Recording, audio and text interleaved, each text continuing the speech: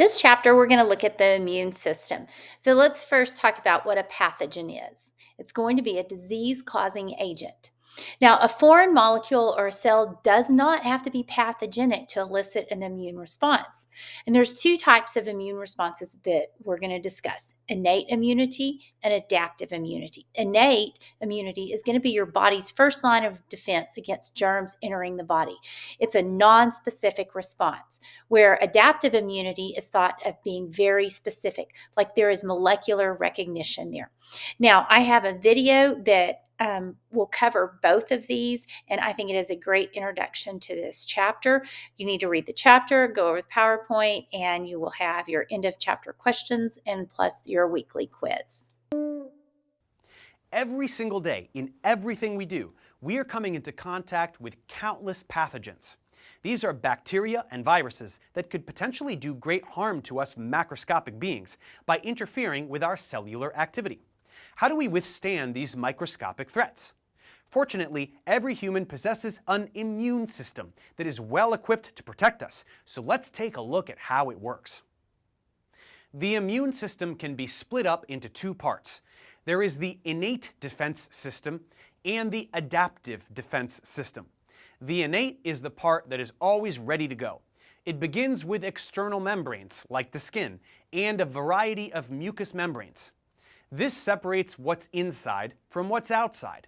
But of course, there are lots of ways for pathogens to get past this barrier. That's why we have internal defenses like antimicrobial proteins, phagocytes, and other entities that are able to inhibit the spread of the invaders throughout the body. Then there is the adaptive defense system. This is much more sophisticated, as it involves a response that is specific to the type of invader, made possible by things called antibodies, which we will get to a little later. These two systems communicate and work together to keep us healthy and safe every day. Let's start by taking a closer look at the innate defenses, starting with the surface barriers, the skin and mucosae. These are very effective at blocking pathogens from entering the body. Epithelial cells on the surface are highly keratinized, so as long as it is unbroken, it's tough to get through. That's why we can easily get infections when we have cuts on the skin, because pathogens can suddenly get in that way. Wherever we have natural openings and body cavities, these are lined with mucosae that have important features. They tend to be acidic, which inhibits bacterial growth. Many of them have lysozymes, which destroy bacteria. If mucus lines a particular passageway, microorganisms tend to get stuck there. We can even find defensins, which are antimicrobial peptides. But of course, no matter how effective these are, some pathogens will get through. That's where the internal innate defenses come into play. The hallmark of this system is the inflammatory response. Before we go through that, let's mention phagocytes, which can perform phagocytosis. This is when a cell engulfs some pathogen or other debris, and it sits inside a vesicle. This vesicle will merge with a lysosome, which has acid hydrolase enzymes that can digest whatever is nearby, leaving it in tiny pieces. These pieces then leave the cell by exocytosis, unable to do any harm. The biggest and best phagocytes are macrophages, which are derived from white blood cells. There are also natural killer cells which circulate in blood and lymph that can kill cancer cells and virus-infected cells early on, simply by detecting certain abnormalities in the cell and inducing apoptosis in the cell, which is programmed cell death. Phagocytes are also part of the inflammatory response. This occurs when body tissues are injured in some way by physical trauma, heat, or infection. This begins with the release of inflammatory chemicals like histamine into the extracellular fluid. In addition, macrophages, as well as cells of certain boundary tissues, have receptors that enable them to recognize pathogens, sometimes with great specificity, and this kind of event will trigger a release of cytokines, which are another type of inflammatory chemical. What these chemicals do is they cause local arterioles to dilate and nearby capillaries to leak slightly, otherwise known as vasodilation and vascular permeability. The excess of blood in the area causes the redness and swelling that we can visibly see when a part of the body is inflamed.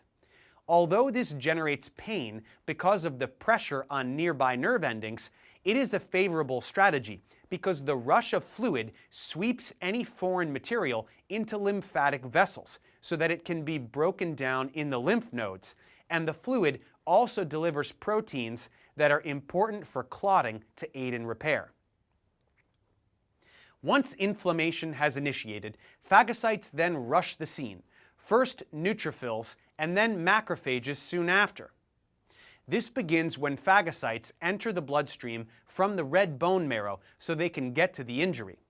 Then, in margination, they cling to capillary walls at the site of injury, recognizing molecular signals on inflamed cells. In diapedesis, they squeeze out of the capillary. Chemotaxis will then occur, where phagocytes migrate up the gradient of certain molecules that act as a homing device for the site of injury, ready to eat up any intruders.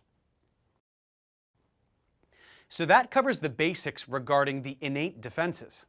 So what about the adaptive defenses? This is the part of the immune system that can learn about any foreign substance it comes into contact with, which we call antigens, and develop the ability to protect the body from that specific antigen anytime in the future. But how can your immune system have such an incredible memory? And what does this even mean? To understand this, we have to learn about antibodies. These are large Y-shaped proteins that are produced by lymphocytes, and they circulate in the blood and lymph, looking for pathogens, which they are able to mark such that phagocytes can recognize them for destruction. So what are these antigens? The word antigen is derived from the phrase antibody generating. So the word refers to any foreign substance that will be recognized as being not of the self and will thus provoke an adaptive immune response. These can be proteins, polysaccharides, lipids, any large molecule that doesn't belong, as well as many pathogens, as these will bear foreign surface proteins that can also be recognized.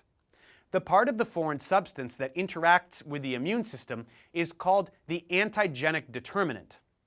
An antibody or lymphocyte will bind in a way that resembles enzyme-substrate interactions, and different lymphocytes will recognize different determinants. These include B lymphocytes or T lymphocytes, depending on what type of immunity they oversee. And there are also antigen-presenting cells. Lymphocytes of either variety originate inside red bone marrow from hematopoietic stem cells. They then become immunocompetent, meaning they gain the ability to recognize a particular antigen, and once committed to a particular antigen, thousands of surface receptors are produced that are devoted to that recognition. On B cells, these receptors are actually membrane-bound antibodies. These lymphocytes must recognize certain proteins, but also learn self-tolerance, meaning they must not attack the body itself. Cells that fail to do this are forced to undergo apoptosis, and in fact, only about 2% of T cells will make it, but the ones that do will rapidly divide to make many copies of itself, all with the same antigen recognition. Now let's talk about two types of adaptive immune response. There is the humoral immune response and the cellular immune response. The humoral immune response occurs when a new B cell encounters its antigen, which causes endocytosis, followed by proliferation and differentiation into plasma cells. These will then mass produce the antibody that recognized the antigen, and these will circulate in the blood and lymph, looking for that same thing again. This is referred to as the primary immune response, and it takes a few days to make all those antibodies, which is one drawback to this defense strategy since it protects against future invasions, but it can't act so quickly upon the initial invasion. However, if that antigen does come back, the secondary immune response begins, and this will be swift and effective, with plenty of antibodies to tag the antigen for destruction. This kind of humoral immunity can be attained naturally through infection or artificially with vaccines, which allow for the primary immune response to occur with an inactive form of a pathogen so that if the real thing ever comes by, the immune system is already ready for it. More on vaccines at another time. In either case, we are describing active humoral immunity. Passive humoral immunity is different because the body doesn't go through the work of recognizing an antigen and generating antibodies. Instead, these antibodies can be introduced directly into the body, either through a mother's milk or through injection of gamma globulin. Let's zoom in on an antibody for a closer look. As we said, these are large proteins, and they consist of 4 polypeptide chains connected by disulfide bridges. The 2 halves of the Y shape are identical. There are 2 heavy chains and 2 light chains, and a hinge region where the kink occurs. Each chain has a C region, which is always almost the same, and a V region, which changes shape depending on which antigen it will recognize. And this region is at the tip of the Y arms, which we call the antigen binding site. There are 5 classes of antibody listed here, where Ig stands for immunoglobulin, another name for antibody, followed by M, A, D, G, or E. These have different roles and locations. Some of these are monomers, some are dimers, some are even pentamers, depending on how many antibodies come together. But in any case, antibodies tag their specific antigen when they find it, so that it can be destroyed later. We will get more specific about this process when we look at particular infectious diseases. For now, let's continue on and switch over to the cellular immune response. Here we will look at T cells. These operate a bit differently, as activated T cells have the ability to kill cells of the body that have been infected by viruses or bacteria, as well as cancer cells. These cells are more diverse and complex than B cells, but they come in 2 major types, CD4 and CD8, which refer to glycoproteins that act as surface receptors, though they differ from antigen receptors. Rather, they interact with other cells. CD4 cells activate B cells, T cells, and macrophages, while CD8 cells destroy foreign cells or body cells with foreign agents.